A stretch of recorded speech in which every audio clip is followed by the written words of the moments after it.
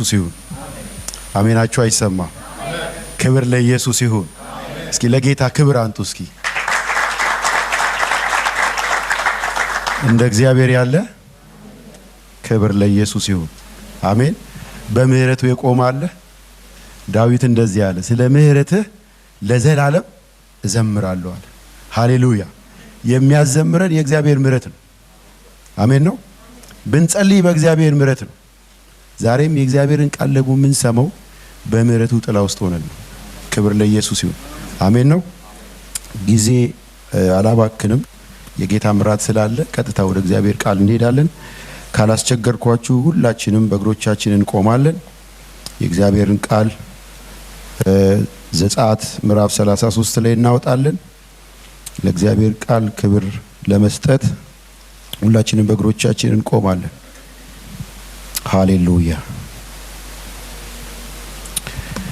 ዘጸአት ምዕራፍ 33 እናወጣለን።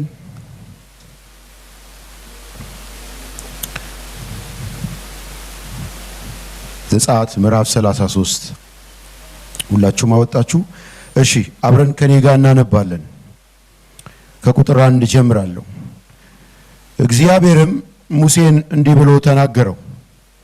ሂድ ለአብርሃምና ለይስሐቅ ለያዕቆብም ለዘርህ እሰጣለሁ ብዬ ወደ ማልኩባት ምድር ወተትና ማርም ወደምታፈሰው ምድር አንተ ከግብጽ ምድር ካወጣው ሕዝብ ጋር ከዚህ ምን በል ውጣ። አንገተ ደንዳና ሕዝብ ስለሆንክ በመንገድ ላይ እንዳላጠፋ እኔ ባንተ መካከል አልወጣምና በፊትህ መልአክ እሰዳለሁ። ከነዓናውያን፣ አሞራውያን፣ ኬጢያውያንም፣ ፌርዛውያንም፣ ኤዊያውያንም ኢያቡሳውያንም አወጣልሃለሁ። ሕዝቡም ይህን ክፉ ወሬ ሰምተው አዘኑ። ከእነርሱም ማንም ጌጡን አልለበሰም። እግዚአብሔርም ሙሴን ለእስራኤል ልጆች እናንተ አንገተ ደንዳና ሕዝብ ናችሁ። አንድ ጊዜ በእናንተ መካከል በወጣ አጠፋችኋለሁ። አሁንም የማደርገባችሁን አውቅ ዘንድ ጌጣችሁን ከናንተ አውጡ በላቸው አለው።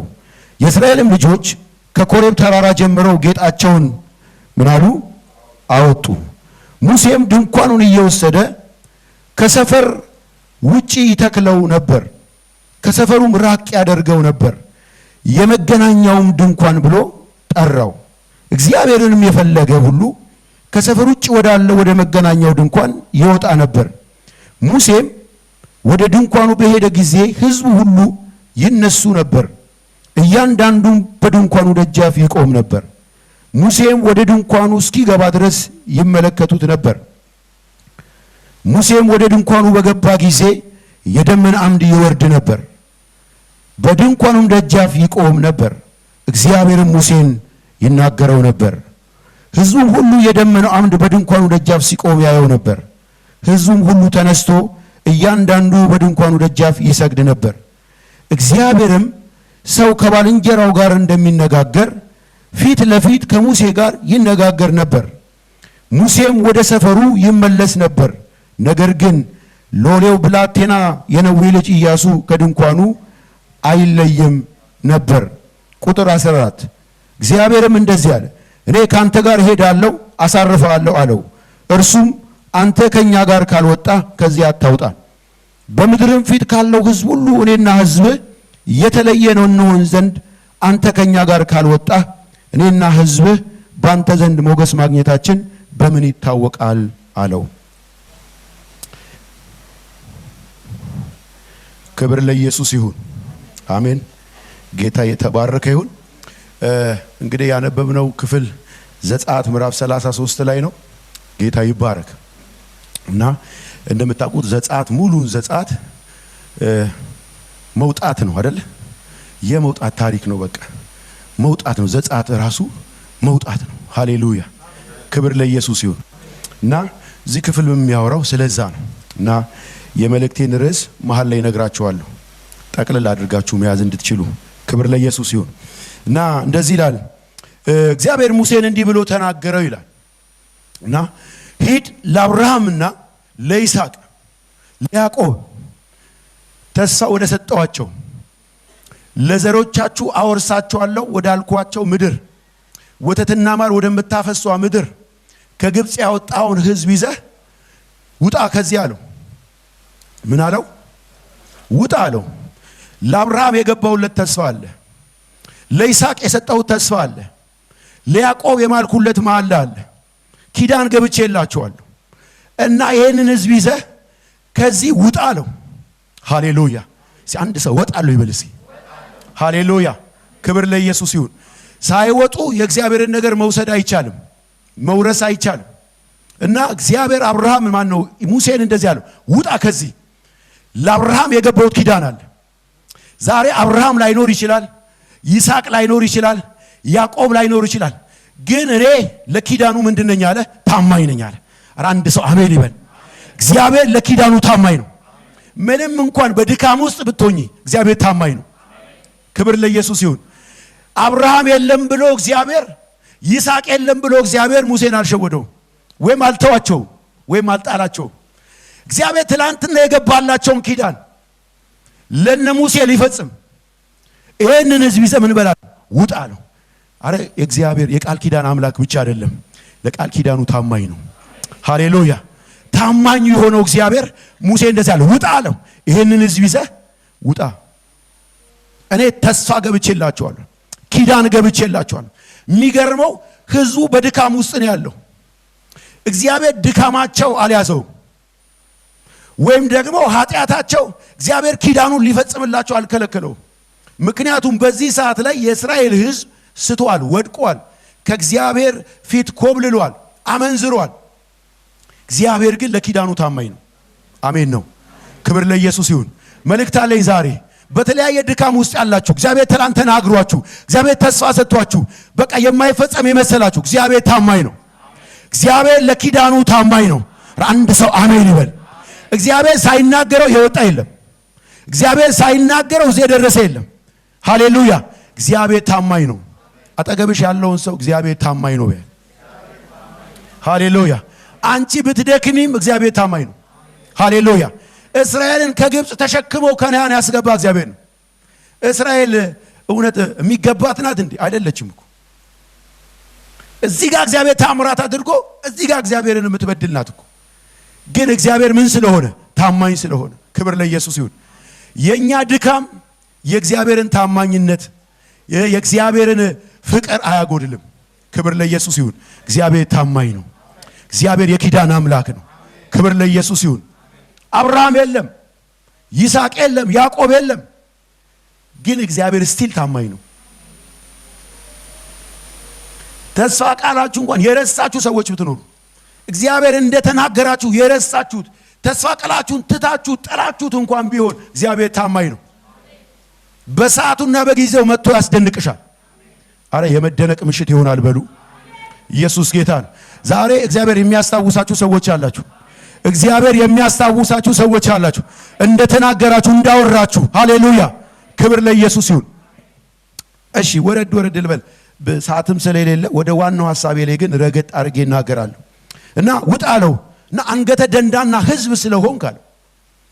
አሁን እዚህ ጋር ወረድ ብለን ስናነብ እግዚአብሔር እንደዚህ ይለዋል ሙሴን፣ አንገተ ደንዳና ሕዝብ ስለሆንክ የማይታዘዝ ሕዝብ ስለሆነ እኔ ከዚህ ሕዝብ ጋር አልወጣም አለ።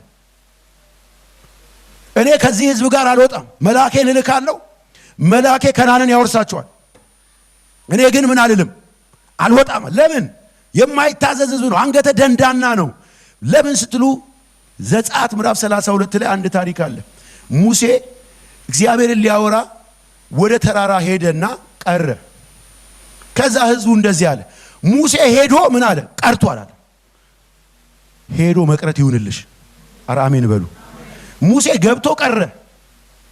እግዚአብሔር ህልውና ውስጥ ገብቶ ሙሴ ቀረ እና ይሄ ከግብፅ ያወጣን ሙሴ ገብቶ ቀረ። ስለዚህ ከግብፅ ያወጣን አማልክት እንስራ ብለው የወርቅ ጥጃ ሰርተው ይሄ ነው ከግብፅ ያወጣን አሉ። አማልክት ሰርተው እግዚአብሔር ከላይ ሆኖ ያያል። አማልክት ሰሩ፣ ጥጃ ሰሩ። ይሄ ነው ከግብፅ ያወጣን። መሰዋቱን ሁሉ አቀረቡለት፣ ሰገዱለት ይላል። እግዚአብሔር ከላይ ሆኖ ያዝናል። ከግብፅ ያወጣቸውን እግዚአብሔርን በፈርዖን ላይ 10 ተአምራት አድርጎ ያሻገራቸውን እግዚአብሔርን ባህሩን ከፍሎ ሬሳቸውን ያሳያቸው እግዚአብሔርን ቀን በደመናም ሌሊት በእሳትም የመራቸውን እግዚአብሔርን ረሱ። ኖ እግዚአብሔር አይደለም ይሄ ነው አሉ። እግዚአብሔር ከላይ ሆኖ ያዝናል። ሙሴ አለው እግዚአብሔር ከግብፅ ያወጣው ሕዝብህ ስቷል፣ አመንዝሯል ብሎ ሙሴ ከላይ ወረደ ይላል። አይገርም? ኃጢአታቸው ሙሴን አወረደው፣ በደላቸው ሙሴን አወረደው። እስኪ አንድ ሰው አልወርድም ይበል እስኪ። በደላቸው ሙሴን ከዛ ክብር ላይ አወረደው እና እግዚአብሔር እንደዚህ አለ፣ ከዚህ የተነሳ ከዚህ ሕዝብ ጋር እኔ አልወጣም አለ፣ አልሄድም አለ። ለምን? አጠፋቸዋለሁ፣ ቅድስና አይፈቅድም። እግዚአብሔር አዝኖ ነው የተናገረው። እንደዚህ አለ። ምክንያቱም ኃጢአት የሆነ ነገራችንን ብቻ አይደለም የሚወስድብን፣ እግዚአብሔርንም ያርቃል። እግዚአብሔርን ከእስራኤል አራቀው። የእግዚአብሔር ሕልውና ከእስራኤል ራቀ። ዲስታንስ ፈጠረ ኃጢአት። ለዚህ ነው እግዚአብሔር ኖ እኔ አልወጣም አለ። ኃጢአታቸው እግዚአብሔርን አባረረው። ኃጢአታቸው እግዚአብሔርን አራቀው። ኖ እኔ አልወጣም ከእናንተ ጋር። የሚገርመው አልወጣም የሚለውን ድምፅ ሲሰሙ የእስራኤል ልጆች ይህንን ክፉ ወሬ ሰምተው ምን አሉ ይላል? በጣም አዘኑ ይላል። ሙሴ ደግሞ ሪጀክት አደረገ። ኖ አለ ሙሴ። የእግዚአብሔርን ሕልውና የሚያውቀው ሙሴ፣ ከእግዚአብሔር ሕልውና ውጪ ያለውን ህይወት የሚያውቀው ሙሴ ኖ አለ። አንተ ካልወጣህ ምን አትበለን፣ አታውጣን አለ። እግዚአብሔር ግን እንደዚህ ብሏል፣ ከነዓንን እሰጣቸዋለሁ። መልአኬን አንድ መልአክ በቂ ነው። ከፊታቸው ወጥቶ እዛ ያሉትን ነገስታቶች አጥፍቶ ማውረስ ይችላል። እሰጣቸዋለሁ ከነዓንን አላቸው። ሙሴ ኖ አለ።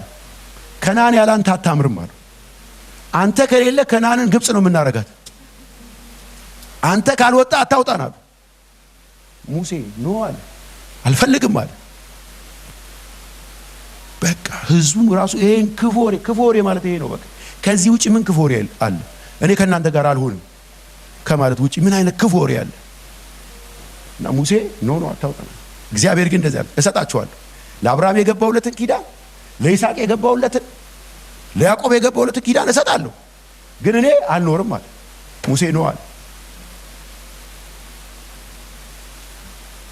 ስጦታውን ሰጥቶ ሰጪው ካልኖረ ሰጪው ስጦታው ያጠፋናል። አንዳንድ ስጦታዎቻችን የእግዚአብሔርን መኖር አያሳዩም። ስጦታው ኖሮ እግዚአብሔር ላይኖር ይችላል። የሆነ በረከት ውስጥ ከቶሽ እግዚአብሔር ላይኖር ይችላል። አላቸው እኮ እግዚአብሔር ከነዓንን እሰጣቸዋለሁ፣ ትወርሳላችሁ፣ ከነዓን ትገባላችሁ፣ እኔ ግን የለውም አለ። አንዳንድ ስጦታዎቻችን አክቲቭ ስለሆኑ የእግዚአብሔርን መኖር አያሳዩ። ስጦታ ሰጥቶ እግዚአብሔር ላይኖር ይችላል። እኔ ከዚህ የተረዳሁት ክፍል ይሄ ነው። የሚገርማችሁ ሰሞኑን ሳነብ የተገለጠልኝ እውነት ይሄ ነው። ስጦታ እጅ ላይ ኖሮ እግዚአብሔር ላይኖር ይችላል።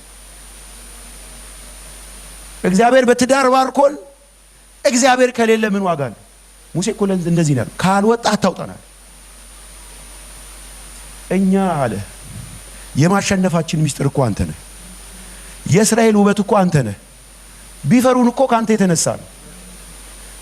እኛ በስተን አይደለም፣ ከአሕዛብ በምንም ተሽለን አይደለም። አንተ እኮ ሞገስ ሆነህን ነው። አንተ እኮ ክብር ሆነህን ነው።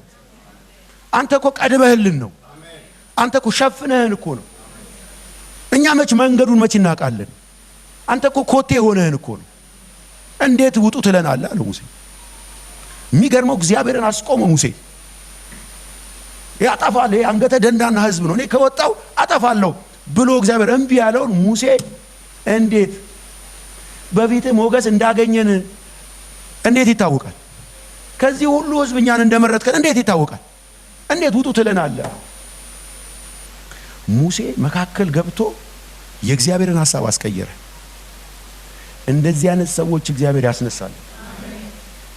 እና የሚገርመው ነገር ህዝቡ ይሄን ክፉ ወሬ ሰምተው ኃጢአታቸው፣ በደላቸው እግዚአብሔርን እንዳሳጣቸው፣ እግዚአብሔርን እንዳራቀባቸው፣ እግዚአብሔርና በህዝቡ መካከል ዲስታንስ እንደተፈጠረ ሲገባቸው ጊዜ፣ ሲረዱት ጊዜ፣ ያለ እግዚአብሔር ግልጥ እንደሆኑ ሲገባቸው ጊዜ ለጠላት በቃ ኢሚዲየት የሚገኙ እንደሆነ ሲገባቸው ጊዜ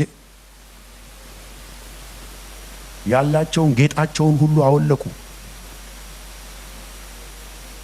እኛ ባህል አለን፣ ኢትዮጵያ ባህል አለን አይደል? የሆነ የምንወደው ሰው ሲሞትብን ጊዜ መዘነጥ ምናምን የሚባል ነገር የለም። ወርቅ ምንም በቃ ጌጥም ይወልቃል አይደል? ጥቁር ይለበሳል፣ ያዘን መግለጫ ማለት ነው።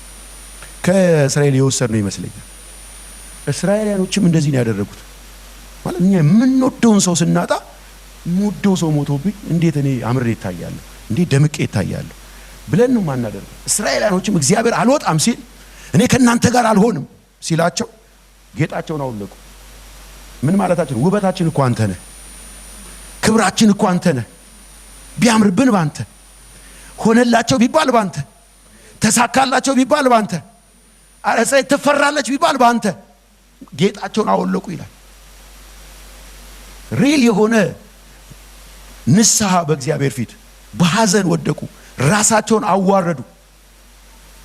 ጌጡን አውጥቶ ማውረድ ማለት ራስን ማዋረድ። ውበታቸውን ጣሉ በእግዚአብሔር ፊት። ሪስቶር ለማድረግ ከእግዚአብሔር ጋር ያላቸውን ህብረት፣ ከእግዚአብሔር ጋር ያላቸውን አንድነት እና ጌጣቸውን አወጡ ይላል። እውነተኛ ንስሐ ታድሶን ያመጣል። እነዚህ ሰዎች ኃጢአትን ሰርተዋል፣ በደልን አድርገዋል። ያንን እግዚአብሔርን ያ የመራቸውን እግዚአብሔርን በግብጽ በባርነት ሳለው በተዘረጋች ግን ነፃ ያወጣቸውን እግዚአብሔርን የረሱትን እግዚአብሔርን ያ ሁላ ተአምራት አድርጎ ያሻገራቸውን እግዚአብሔርን እንደበደሉ እንዳሳዘኑ ሲገባቸው ጊዜ ጌጣቸውን አውለቁ፣ ጣሉ መሬት። እግዚአብሔር ይበልጣል። የእግዚአብሔር ክብር ይበልጣል። ኢየሱስ ጌታ። ከበረከቶቻችን የእግዚአብሔር ክብር ይበልጣል። እግዚአብሔር ባርኮን እግዚአብሔር ከሌለስ ያ በረከት እኛኑ ያጠፋናል። ክብር ለኢየሱስ ይሁን። ቁጥር 6 ላይ አሁን ዋናው ሐሳብ ያለው እዚህ ጋር ነው። እስካሁን መንደርደሪያ ነው። ሙሴም ድንኳኑን እየወሰደ ምን ያደርገው ነበር? ከሰፈር ውጪ ምን ይለው ነበር? ይተክለው ነበር። ከሰፈሩም ራቅ ያደርገው ነበር። ለምን? ይሄ ኃጢአተኛ ህዝብ ነው። እግዚአብሔር ደግሞ ምንድነው? ቅዱስ ነው። ራቅ ማለት አለበት። ምክንያቱም እዚህ ጋር የሚያሳየው ገና የኢየሱስ ክርስቶስ መስዋዕትነት ገና የክርስቶስ ደም ስላልፈሰሰ እግዚአብሔር ከህዝቡ ምንድነው? ሩቅ ነው። ወደ ዘሌዋውያን ላይ ገብተን ስናይ የእግዚአብሔር ህዝብ ከእግዚአብሔር በጣም ሩቅ ነው። 12 ነገድ አለ። ከ12ቱ ነገድ 11ዱ ነገድ አደባባይ ላይ ተሳልሞ ነው የሚመለሰው። አንደኛው ነገድ ነው። እሱም ከአንዱ ነገድ ቅድስት ውስጥ ይገባሉ። ቅድስተ ቅዱሳን የሚገባው ሙሴና አሮን ናቸው። ምን ያህል እግዚአብሔር ሩቅ ነው ከህዝቡ። እኛ እኮ በጣም የታደልን ሰዎች ነን። በአዲስ ኪዳን በክርስቶስ ኢየሱስ ወደ ቅድስተ ቅዱሳን መግባት ችለናል። መጽሐፍ ሲናገር ምሕረትን እንድትቀበሉና ይላል በሚያስፈልጋችሁም ጊዜ የሚረዳችሁን ጸጋ እንድታገኙ በእምነት ወደ ጸጋው ዙፋን ቅረቡ ይላል። መቅረብ ይቻላል። አሁን 24/7 መዋልና ማደር ይቻላል። ክብር ለኢየሱስ ይሁን። ተከፍቷል። አዲስና ሕያው የሆነ መንገድ በክርስቶስ ኢየሱስ መርቆ ተከፍቶላችኋል። ተከፍቷል። መግባት የኛ ፋንታ ነው። መዋል የኛ ፋንታ ነው። ማደር የኛ ፋንታ ነው። ኢየሱስ ጌታ እና ይሄ አሁን ማነብላችሁ ክፍል ጥላ ነው ለዋን ነው እና ሙሴ ይሄ ህዝብ በመንገድ ላይ ያለ ህዝብ ስለሆነ ወደ ከነዓን እየሄደ ያለ ህዝብ ስለሆነ መንገድ ላይ ሙሴ ምን ያደርጋል? ህዝቡ ሲያርፍ መገናኛ ማነው ድንኳኑን ከሰፈር ውጪ ይሄድና ይተክለዋል። ህዝቡ እዛ ነው ያለው። ድንኳኑን ደግሞ እዛ ይተክለዋል። ከዛ ሙሴ ምን አለው? ይሄ አለ የመገናኛው ድንኳን ብሎ ጠራው። ክብር ለኢየሱስ ይሁን። ማንና ማን የሚገናኙበት? እግዚአብሔርና ህዝቡ የሚገናኙበት። ምን ይላል መሰላችሁ? የመገናኛው ድንኳን ብሎ ጠራው ይልና እግዚአብሔርንም የፈለገ ሁሉ ከሰፈር ውጭ ወዳለው ወደ መገናኛው ድንኳን ይሄድ ነበር ይላል። ክብር ለኢየሱስ ይሁን። ርዕሴ ይሄ ነው። ከሰፈርሽ ወጥተሽ ተገናኙ። አሜን ነው። ከሰፈርህ ወጥተህ ተገናኙ። ከማን ሰፈር? ከራስህ ሰፈር፣ ከስጋ ሰፈር፣ እግዚአብሔር ከማይመጣበት ሰፈር። እና እግዚአብሔር እንደዚህ ያለ እግዚአብሔርን ማውራት የሚፈልግ ከእግዚአብሔር ጋር መነጋገር የሚፈልግ ከሰፈሩ ወጥቶ ምን ማለት አለበት? መገናኛው ድንኳን ውስጥ ከእግዚአብሔር ጋር መገናኘት አለበት። መገናኛው ድንኳን እግዚአብሔርና ሕዝቡ የሚገናኝበት ነው። እግዚአብሔርና ሕዝቡ የሚያወራበት ነው። ሕዝቡ ከእግዚአብሔር ምሪትን የሚቀበልበት ነው። አቅጣጫ የሚቀበልበት ነው። ሕጉን የሚሰማበት ነው። ከእግዚአብሔር የሆነውን የልቡን ትርታ የሚያደምጥበት ነው። መገናኛ ድንኳን እግዚአብሔርና ሕዝቡ የሚነካካበት ኢንካውንተር የሚያደርግበት ነው። መገናኛው ድንኳን ክብር ለኢየሱስ ይሁን። ሃሌሉያ። እና ማንም ነው እኮ ያለው ማንም እግዚአብሔርን መገናኘት የሚፈልግ ከእግዚአብሔር ጋር ማውራት የሚፈልግ ምን ማለት አለበት? ከሰፈሩ መውጣት አለበት። ሰፈር ላይ ሆነ የሚመጣ ክብር የለም። ቅናት ሰፈር ተቀምጠን፣ ተንኮል ሰፈር ተቀምጠን የሚመጣ የእግዚአብሔር ክብር የለም። የሥጋ ሰፈር ውስጥ ተቀምጠን ትዝ ይላችኋል። አብርሃምን እግዚአብሔር መጣና እንደዚህ አለው፣ አብርሃም አለው ውጣ አለው። ኢየሱስ ጌታ። ባቢሎን ሄዶ እግዚአብሔር ኡር የምትባል ከተማ ውስጥ አብርሃምን ውጣ አለው። ጣዖት ከሚያመልኩበት ሰፈር፣ እግዚአብሔር የማይከብርበት ሰፈር ነው። እግዚአብሔር የማይታይበት ሰፈር ነው። ስማቸውን ከሚያስጠሩ ሰፈር አብርሃምን ውጣ አለው። ስማቸውን ለማስጠራት ከተሰበሰቡ ሰዎች መካከል አብርሃምን ውጣ አለው። ምን አለው? ታላቅ ሕዝብ አደርግሃለሁ፣ እባርክሃለሁ፣ ለበረከት ትሆናለህ፣ ስምህን ገናና አደርገዋለሁ፣ የሚባርኩን እባርካለሁ፣ የሚረግሙን እረግማለሁ ብሎ የሚደንቅ ነገር እግዚአብሔር ተናገረው። ግን ምን ማለት አለበት? መውጣት አለበት። እዛው ሰፈር ውስጥ ሆኖ አብርሃም ታላቅ ሕዝብ መሆን አይችልም። እዛ ሰፈር ውስጥ ተቀምጦ ስሙ መግነን አይችልም። የሚገርመው ነገር አብርሃም የተቀመጠበት ሰፈር ስማቸውን ሊያገኑ የተሰበሰቡ ሰዎች ናቸው። ስማቸውን ለማስጠራት ከመበታተናችን በፊት ስማችንን እናስጠራ ብለው የተሰበሰቡ ሰፈር ነው። ሞቲቫቸው ትክክል ስላልሆነ እግዚአብሔር በተናቸው። አብርሃምን ግን ከመካከላቸው አወጣውና ስሙን አገነነው። ውጣ አለው፣ ከሰፈር ውጣ አለው። እኔ ታላቅ ሕዝብ አደርግሃለሁ። ኢየሱስ ጌታ ነው። ሃሌሉያ። ስለዚህ እግዚአብሔርን ማንም ማውራት የሚፈልግ ሰው፣ ከእግዚአብሔር ጋር መነጋገር የሚፈልግ ሰው ወዴት መውጣት አለበት? ወደ መገናኛው ከሰፈሩ መውጣት አለበት። ቅናት ሰፈር ውስጥ ተቀምጠን እንናፍቅ ይሆናል እንጂ የናፈቅነውን ነገር መካፈል አንችልም። ከእግዚአብሔር ጋር መነካካት አንችልም። የሥጋ ሰፈር እግዚአብሔር አይመጣም። ግን ከዛ ሰፈር ግን መውጣት አለብን። አሜን ነው። ዛሬ መውጣት ይሆናል። ክብር ለኢየሱስ ይሁን። ከሰፈር ወጥተህ ተገናኘ። ከሰፈራችን ወጥተን መገናኘት ይሁንልን። ክብር ለኢየሱስ ይሁን። ፈጠን ብዬ አነባለሁ። እግዚአብሔርንም የፈለገ ሁሉ ከሰፈር ውጪ ወዳለው ወደ መገናኛው ድንኳን ይወጣ ነበር።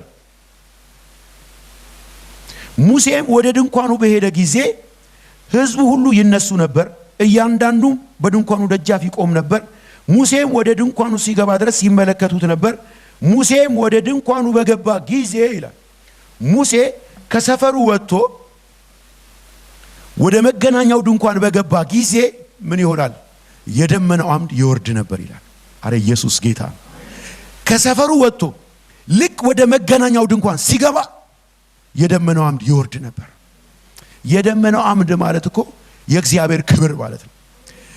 በቃ መለኮታዊ ምልክት ነው። እግዚአብሔር ሕዝቡን ይቅር እንዳላቸው፣ እግዚአብሔር ማለት ከእግዚአብሔር ጋር ያላቸው ህብረት ሪስቶር እንደሆነ። ትላንትና እኮ ከእናንተ ጋር አልወጣም፣ ይሄ አንገተ ደንዳና ሕዝብ ነው ባላቸው ፊት ነበር እግዚአብሔር ክብሩን የገለጠው። ከሰፈራችን ወጥተን የሚያገኘን የእግዚአብሔር ክብር ነው። ከሰፈሩ ወጥቶ ወደ መገናኛው ድንኳን ሲገባ ደመናው አምድ ወረደ ይላል። ይሄ ደመናውን ክብር ነው። የእግዚአብሔር ህልውና ማለት ነው። የእግዚአብሔር መገኘት ማለት ነው። የእግዚአብሔር አልወት ማለት ነው። ክብር ለኢየሱስ ይሁን።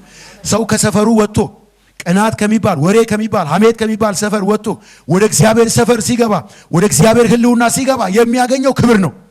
አረ አሜን በሉ። ኢየሱስ ጌታ። ሙሴ ከሰፈር ይወጣና ይገባል ወደ ልክ መገናኛ ድንኳን ውስጥ ሲገባ የደመናው አምድ ቤቱን ይሞላዋል። ክብር ቤቱን ይሞላዋል ማለት እስራኤላኖች ይሄ ይገባቸዋል።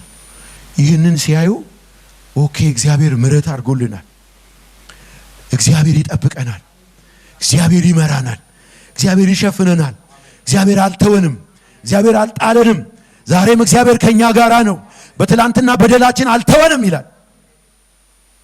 እግዚአብሔር ይቅር ባይ ነው። እግዚአብሔር በምህረት የተሞላ ነው። ጠጅ ሰርታችኋል ብሎ እግዚአብሔር አልሄደም፣ ምህረት አደረገላቸው።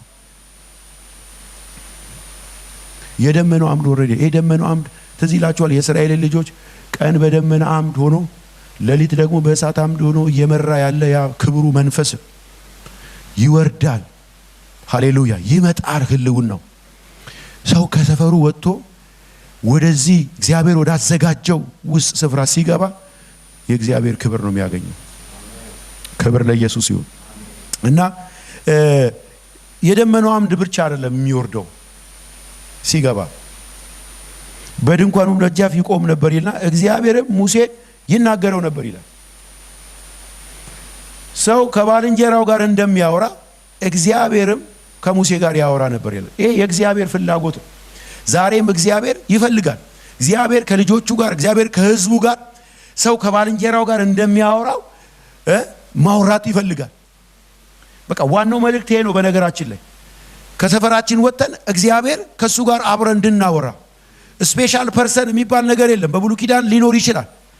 በአዲስ ኪዳን ግን በክርስቶስ ኢየሱስ ያመኑ ሁሉ ለእግዚአብሔር ወዳጅ ናቸው፣ ልጆች ናቸው። ክብር ለኢየሱስ ይሁን። እኔ ወዳጆቼ እላችኋለሁ ነው አይደል ያለው ዮሐንስ ወንጌል ምዕራፍ 15 ላይ ወዳጆች ተብለናል፣ ልጆች ተብለናል። እኛ የእግዚአብሔር ወዳጆች ነን። በብሉይ ኪዳን ዘመን ሙሴ ስፔሻል ፐርሰን ነው፣ ሙሴ ነበር የሚገባው። በአዲስ ኪዳን ግን በክርስቶስ ኢየሱስ ደም የተዋጀ ሁሉ ሃሌሉያ መግባት ይችላል። ወደዛ ስፍራ መግባት ይችላል። ወደ ክብሩ መግባት ይችላል። ፊቱን ማየት ይችላል። ድምፁን መስማት ይችላል። ከእግዚአብሔር ጋር መነካካት ይችላል። ኢንካውንተር ማድረግ ይችላል። ሃሌሉያ ይቻላል። እና ሰው ከባልንጀራው ጋር እንደሚያወራ እግዚአብሔርም ከሙሴ ጋር ያወራ ነበር ይላል። እግዚአብሔር ያወራዋል ሙሴን። ሙሴ ለሕዝቡ ምሪት ይዞ የሚመጣው፣ ድምፅ ይዞ የሚመጣው፣ አቅጣጫ ተቀብሎ የሚመጣው፣ ሕጉን ይዞ የሚመጣው ገብቶ ነው። ከሰፈር ወጥቶ ነው። ሰፈር ሆኖ አይደለም ሕግ የተሰጠው። ሰፈር ሆኖ አይደለም ዳይሬክሽን የሚቀበለው። ይገባል። ገብቶ ነው የሚቀበለው። ክብር ለኢየሱስ ይሁን። የሚገርመው ህዝቡ ደግሞ ይሄንን ያይና የደመናው አምድ ሲወርድ ህዝቡ ያያል። ሙሴን ሲናገረው ሰው ከባልንጀራው ጋር እንደሚያወራ ከሙሴ ጋር ሲያወራ ሲያዩ ሲሰሙ ህዝቡ ደግሞ ደጃፋቸው ላይ ቆመው ምን ይሉ ነበር ይላል? ይሰግዱ ነበር። ይሰግዱ ነበር። ደጃፋቸው ላይ ቆመው መገናኛ ገብቶ አይደለም። ይሄ ለእግዚአብሔር ያላቸውን ፍርሃት ያሳያል። እግዚአብሔርን ይፈራሉ። አንድ ጊዜ ትዝ ይላቸዋል። እግዚአብሔር ሙሴ እንደዚህ ያለው ሲያጉረመርሙ የእስራኤል ልጆች አንተ ዝም በል ጭጭ በል እኔ ነገ በከባድ ደመና እመጣለሁ አለ። እግዚአብሔር መጥቶ ሲመጣ ገና ምድሪቷ ላይ እግዚአብሔር እግሩን ሲረግ ተራራው ጨሰ። ኦ ሙሴ እግዚአብሔር አንተ ተናገረን፣ እግዚአብሔር አይናገረን አሉ። እግዚአብሔርን ይፈራሉ። ደጃቸው ላይ ቆመው ይሰግዳሉ። ፍርሃት ነው፣ ሃምብለስ ነው፣ ሃምብልነትን ነው የሚያሳየው። ደጃቸው ላይ ቆመው ይሰግዳሉ። ሙቭ ላደረገው ክብር በስግደት ምላሻቸውን ይሰጣሉ፣ ይሰግዳሉ። አሁን የእግዚአብሔር ክብር በመካከላችን ቢገለጥ ማንም እንደዚህ ብሎ የሚቀመጥ ያለ ሰው አይመስለኝም። እንደዚህ ምናምን የሚባል ነገር የለም። ትደፋለህ እንደዚህ። ምክንያቱም አትችልም። አሁን ብዙ ጥያቄዎች አሉብን። ክብሩ ሲመጣ በእርግጠኝነት ማንም ሰው ጥያቄ የሚያነሳ ያለ አይመስለኝም። አንችልም። እነዚህ ሰዎች የክብሩ ደመና ቤቱን ሲሞላው ድምፁ ሲመጣ እዛው ደጅ ሆነው ድፍት አሉ፣ ሰገዱ ይላል። ማለት ለመጣው ክብር ምላሽ መስጠት አለብን። በቤተ ክርስቲያናችን ላይ ለሚመጣ ለየትኛው መንፈሳዊ እንቅስቃሴ ስግደት መስጠት አለብን፣ ክብር መስጠት አለብን፣ አምልኮ መስጠት አለብን። ማለት የእግዚአብሔር ክብር መገለጫው ብዙ ሊሆን ይችላል። የእግዚአብሔር አሰራር ብዙ ሊሆን ይችላል። ግን ከኛ ደግሞ ምላሽ ይፈልጋል። እነዚህ ሰዎች ምን አሉ ይላል? ሰገዱ ይላል።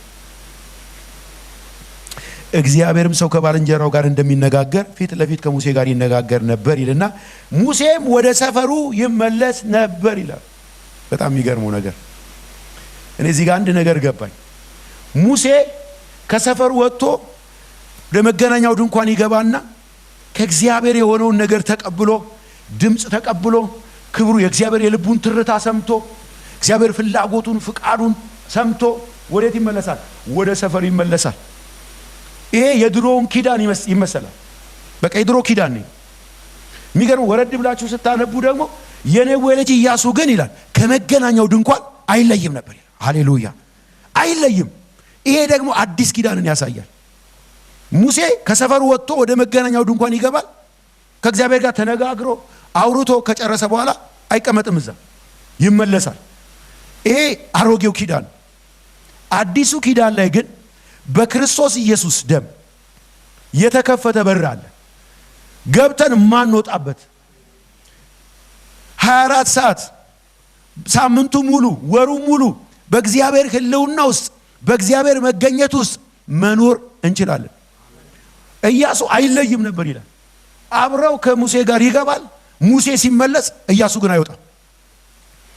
ይወደዋል፣ ሕልውናውን ክብሩን ይወደዋል፣ ቴስት ያደርገዋል።